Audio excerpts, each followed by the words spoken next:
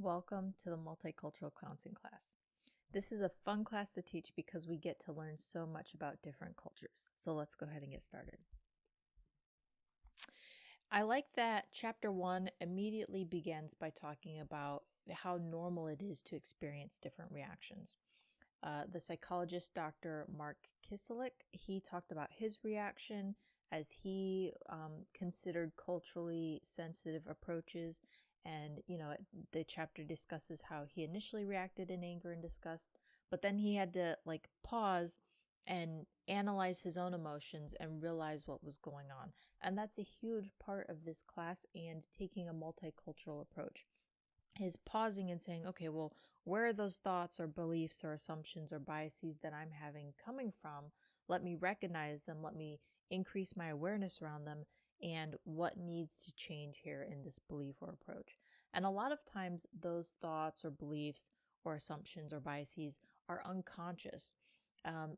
It is a part of being raised in the society or the culture that we're raised in. And so unless we start to really explore those things or investigate those things, we don't realize that we're doing them or that we have those thoughts or beliefs.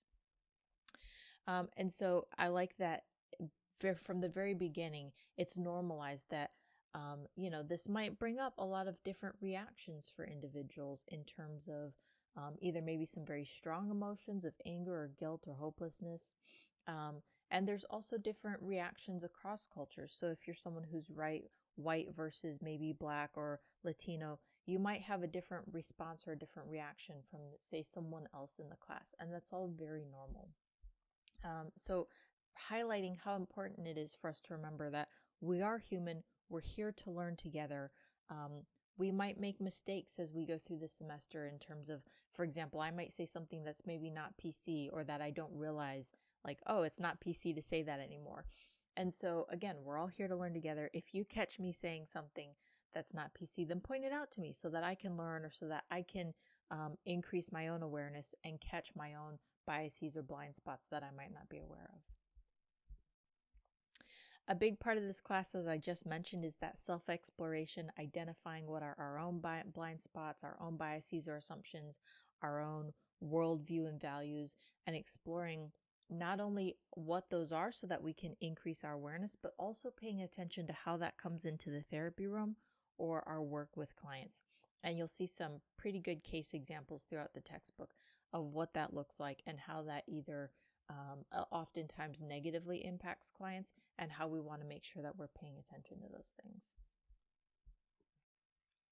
My goal as your instructor is to create a safe and challenging learning environment. So I want it to be safe, of course, so that you guys feel comfortable to open and share your own experiences, really personalize this to what you have experienced in your life and what creates your values, your worldview, but also to make it a place where, you're pushed outside of your comfort zone a little bit, because if we stay within our comfort zone, we might not learn as much, or we might not be as willing to explore, maybe a different culture or a different approach or a different worldview.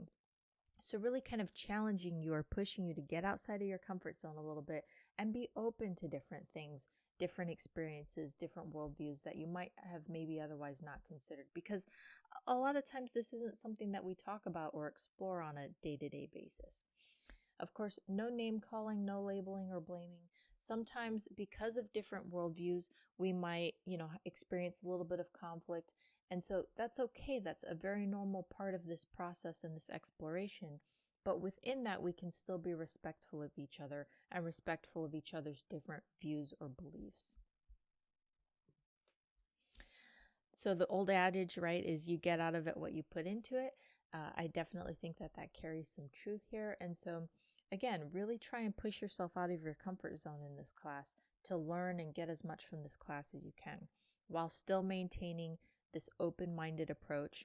It's almost impossible to learn something if we think we already know the answer, or if we're so closed-minded to learning something new.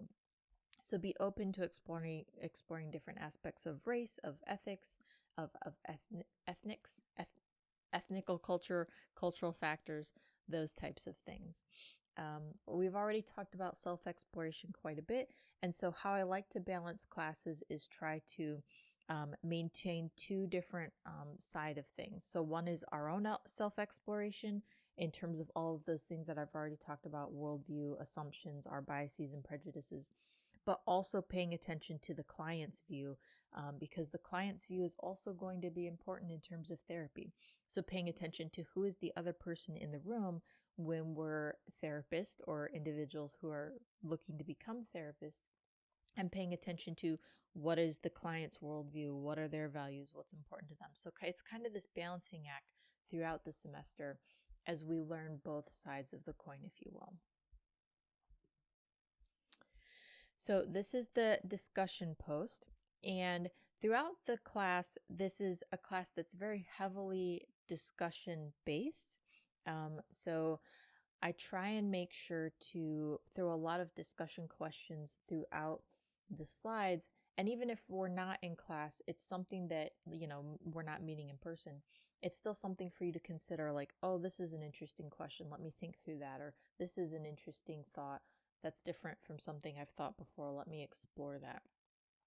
How you'll know that it's a discussion post that needs to be posted to Canvas is it will say discussion post as opposed to just discussion question, because there are a lot of discussion question slides throughout the slide deck.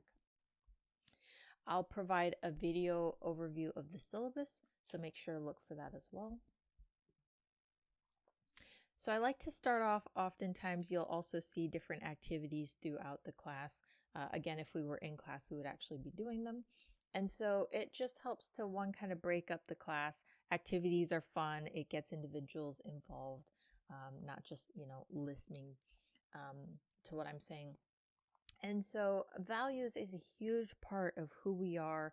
If you've taken another class with me, you know that I like to often start the semester with a values activity. Again, to just help us be open to the process, but also that self-exploration, paying attention to how our values impact who we are, the decisions that we make, how they impact, say, who we become professionally, or who we are in our personal lives, or the decisions that we make, what we choose to do. And also paying attention to, again, right, it's us and it's the client. Who is the client? What are their values? What's important to them? How do those values impact who they are, how they go through life, etc. There are a couple bullet points down at the bottom of the slide. So bracketing, that's setting our own personal values aside so that we don't negatively impact therapy. So kind of think of putting it within a bracket and then setting it aside. And this is important because if we go into a therapy session and we're paying attention to our own values and beliefs, we might impose that. So being careful to avoid value imposition where we put our values onto a therapy client, or directly attempt to, say, push them in a direction based on our own values. And an example of this is I was working with a client several years ago who she had twin daughters, and she was coming to therapy and she was really stressed, and the twins were maybe like 6 or 8 months old. I don't remember how old they were currently, and she was very stressed. She was doing all the work around the house, cooking and cleaning and laundry and taking care of the kids, and her husband wasn't really helping her a whole lot. He would come home and just kind of play video games or like lay around on the couch. And so I had to, check my own values and my own biases and beliefs of like, well, relationships are 50-50. He should be helping you, handle this or do that or take care of that. He shouldn't just be sitting around on the couch. And so that's my own values or my own assumptions or beliefs, right? She might have had, as a individual who was raised in a different background, different culture, might have had different beliefs or different values in terms of, well, I'm the woman, I'm supposed to take care of the man in the relationship, or I'm the woman, I'm supposed to be taking care of all the household chores.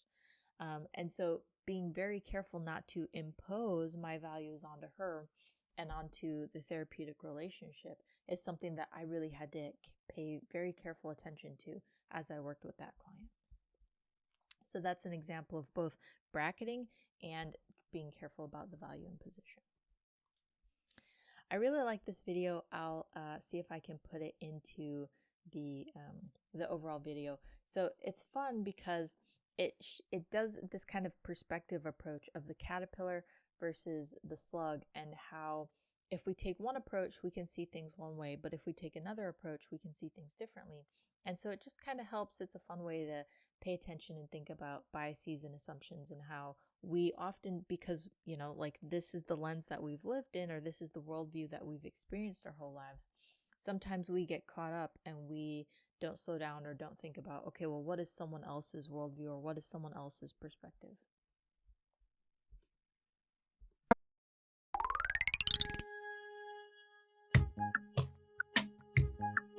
In the garden, there's a caterpillar and a snail, and they're basically best friends. They hang out 24/7. They do dinner, movie nights, crafts. Oh, they're like really into cosplay on top of like whatever else caterpillars and snails do, like eat leaves or something. Anyways, one day they're on their way to a party that's right outside the garden, and they have to go through the fence to get there. So the caterpillar goes right through, but the snail is stuck. Her shell is just too big and it won't fit under the wire. So she's like, crap, I can't get through. Maybe like, can you lift up the wire, or maybe we can build a little bridge or something? And the caterpillar's like, dude, just go under. But she can't. There's just no way that the shell is going to fit. And the caterpillar's like, go under, come on, we're going to be late and I'm trying to hook up with that super cute ladybug. But it's not happening. The shell will not fit under the wire. And at this point, Snail's getting kind of frustrated because it's not like she doesn't want to go to the party, but for some reason, Caterpillar just isn't getting it. Yeah, it's not that easy for me. I just can't crawl under the fence like you can, so I would really appreciate your help here. Maybe we can like go a different way, and this just like sets the caterpillar off.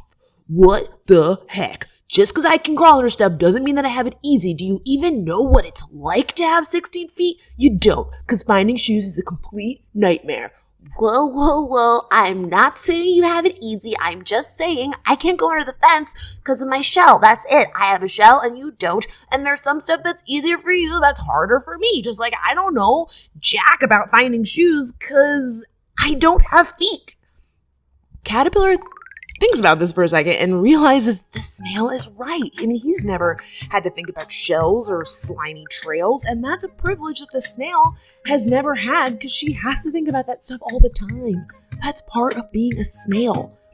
And it's kind of like that for everyone, right? I mean, we all have our own struggles and challenges, and some of them are small, and some of them are huge and really unfair and beyond our control. And a lot of the time, it can be hard to see what someone else deals with because you've never been in their shoes or shell. Like maybe you're gay or trans, have a disability or different religion, or of course the obvious one, you're a member of a different race. I don't know what it's like to be you, and you don't know what it's like to be me. So it's really important to stop and try and see the other side so we can help each other overcome those obstacles together. It's like sometimes you're the snail, and sometimes you're the caterpillar.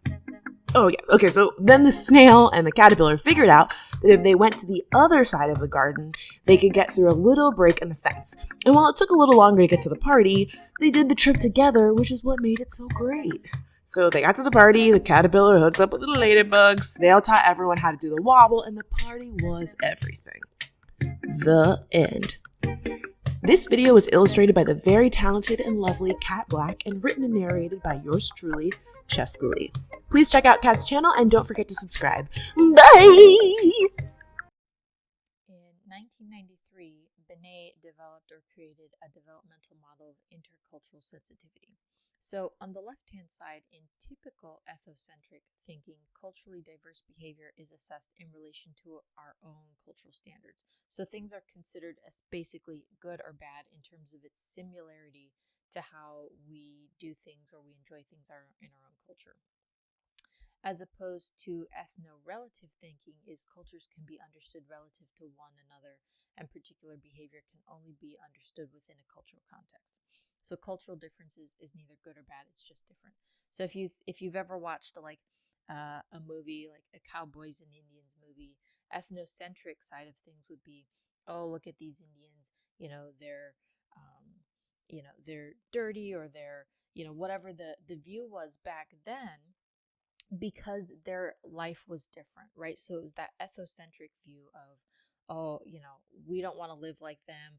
they don't wash or they don't shower or whatever if you watch any of those kinds of movies, you'll see that come across. As opposed to ethno-relative is saying, okay, well, we can only understand these individuals by understanding their cultural context, which is how we as therapists want to approach individuals.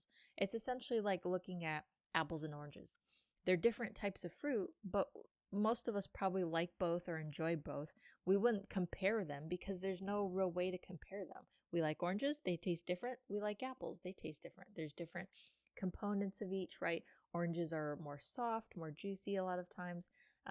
Apples are also juicy, but they're more a lot of times crunchy. And so it's saying, hey, the cultural difference is neither good or bad. We're going to just approach them as two different things and enjoy them for what they are. So I invite you to journal throughout this semester and observe your observations, observe what comes up for you, either emotionally or thoughts that you're experiencing or have, any questions that you might have as we go through the semester, and just kind of pay attention to what comes up for you as we have discussion questions, as we go through the content of the semester. Journaling can really help us process through things. So here is our first set of discussion questions. And after reading through the chapter, take a few minutes, maybe write down the answers if you want. There's a lot of opportunities, as I've already mentioned, for discussion questions and examining our own views and reactions to things.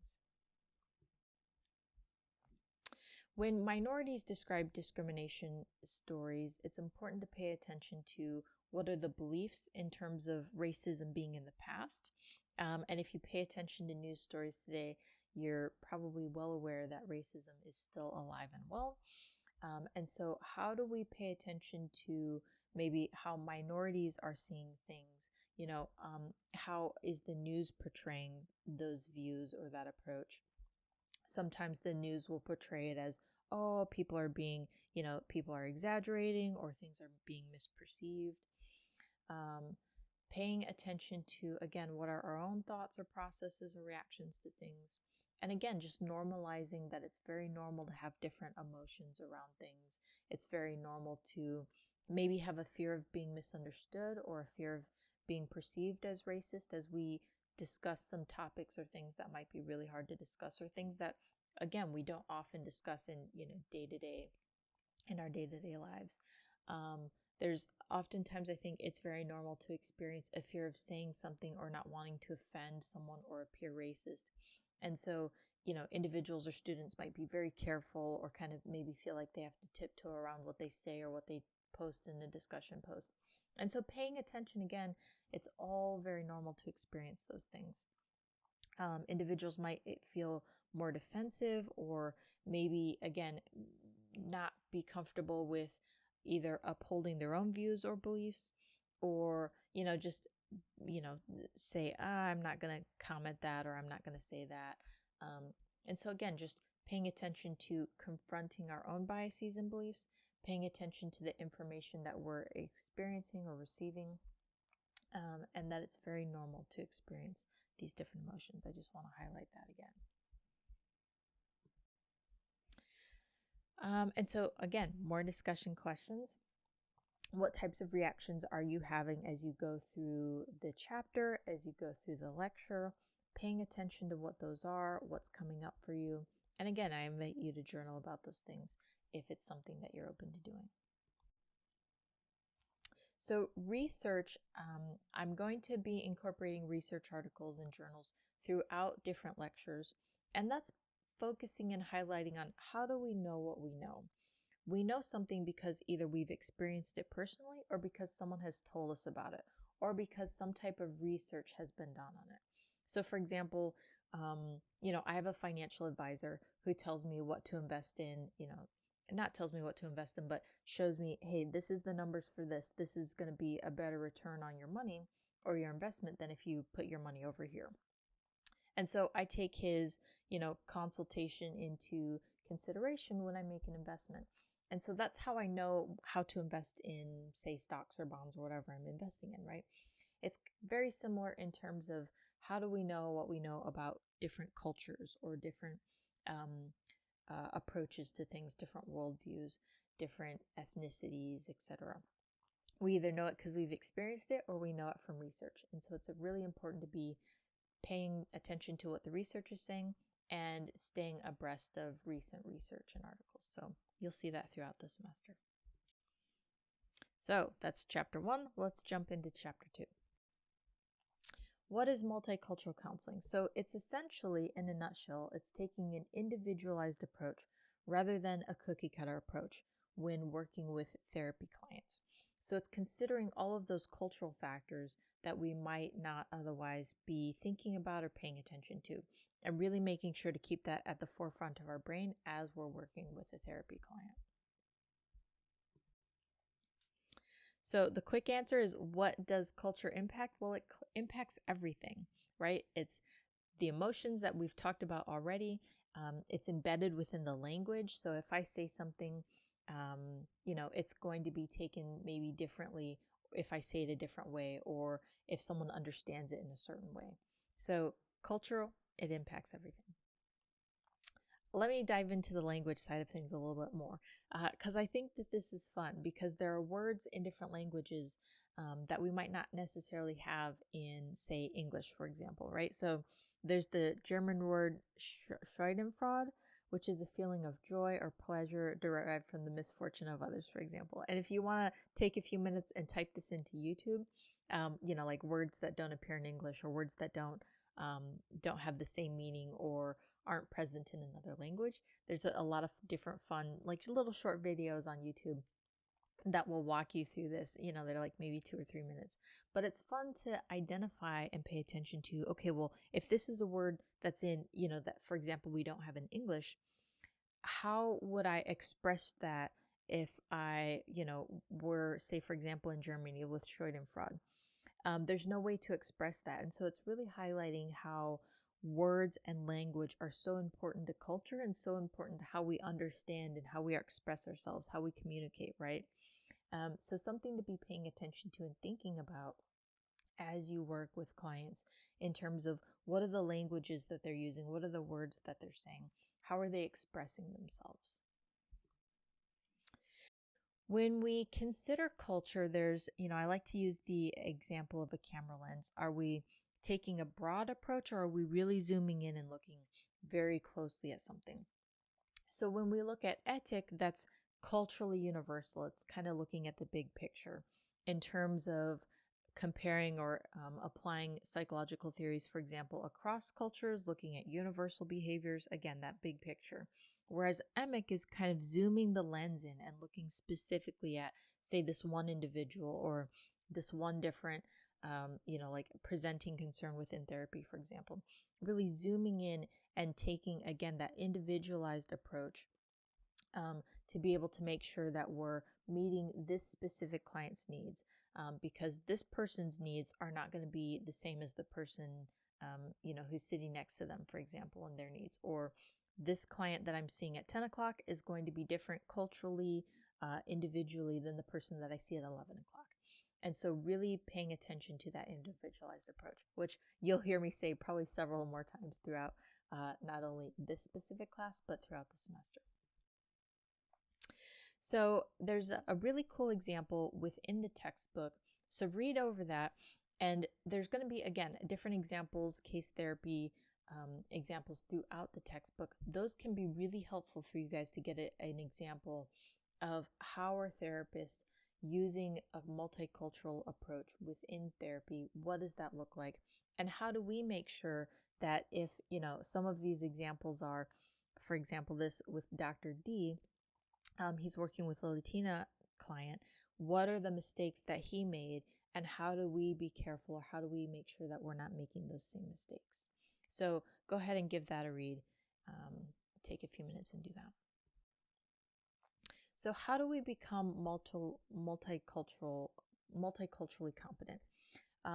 As you read over Dr. D's case example, would you want to see him? Would you want him to be his therapist, your therapist?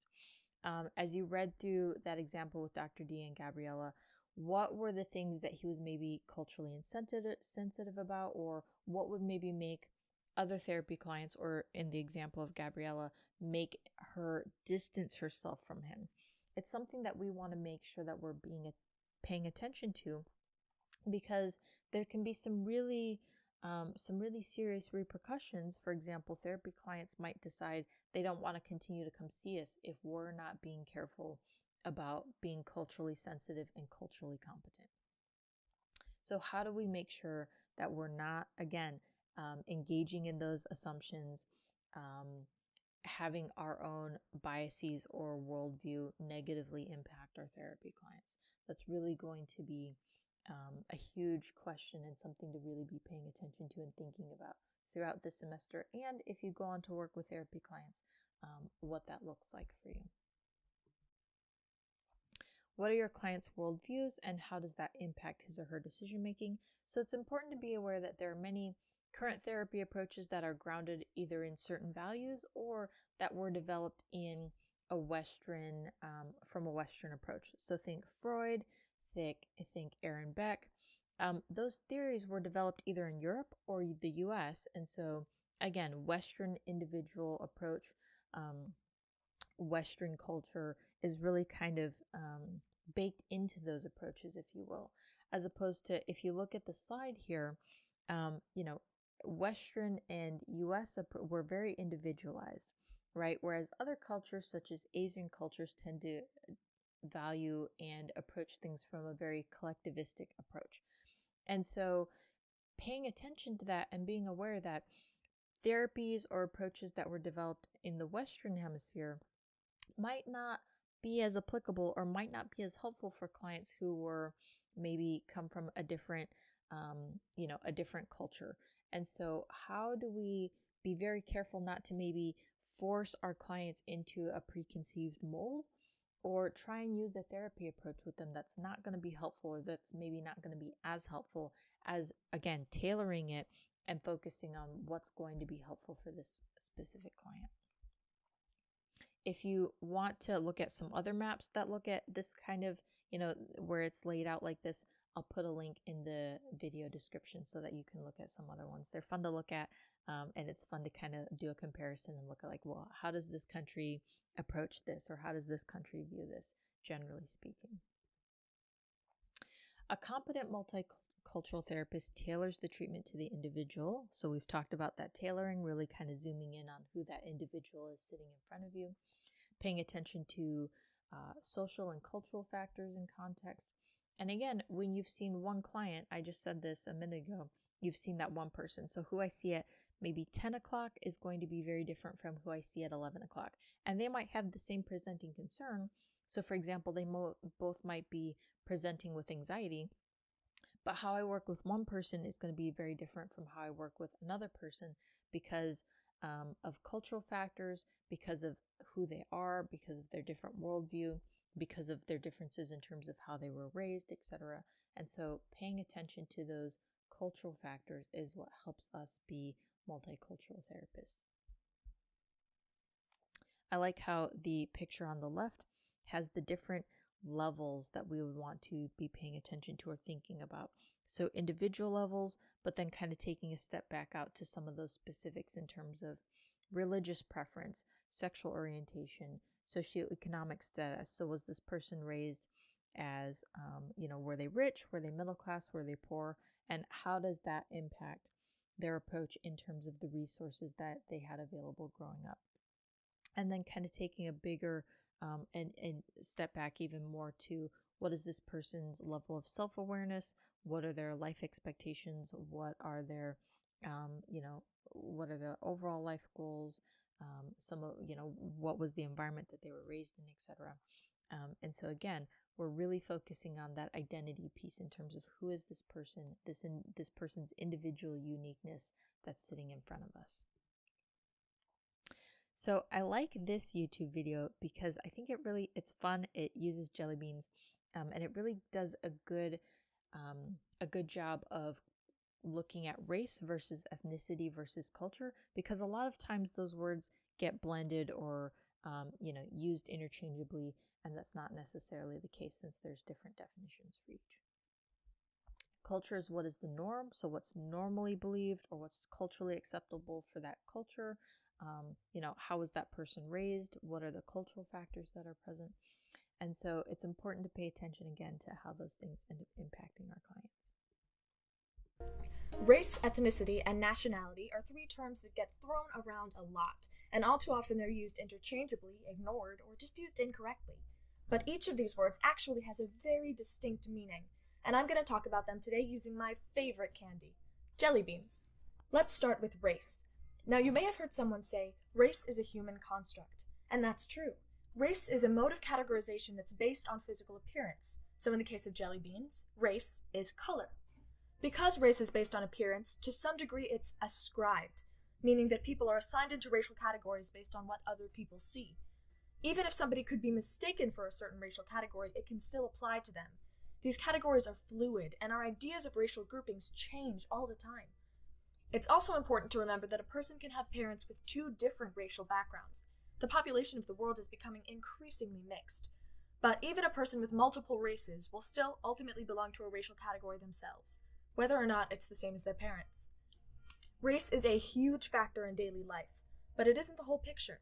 The term race does not capture the complexities of ethnicity.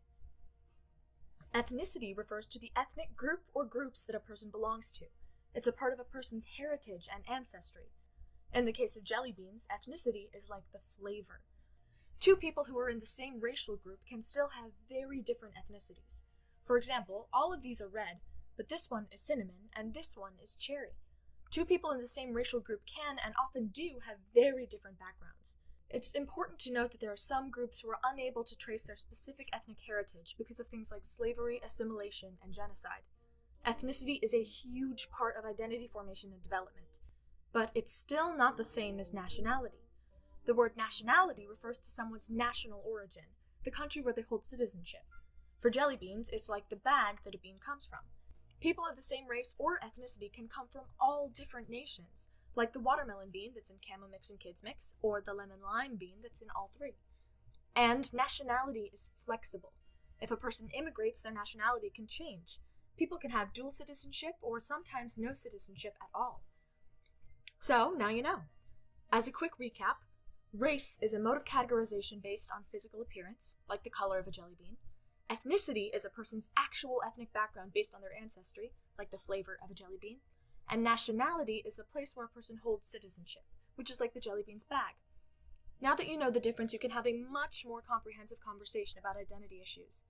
Thanks for watching. I hope you enjoyed this video because I totally enjoyed eating these jelly beans afterwards.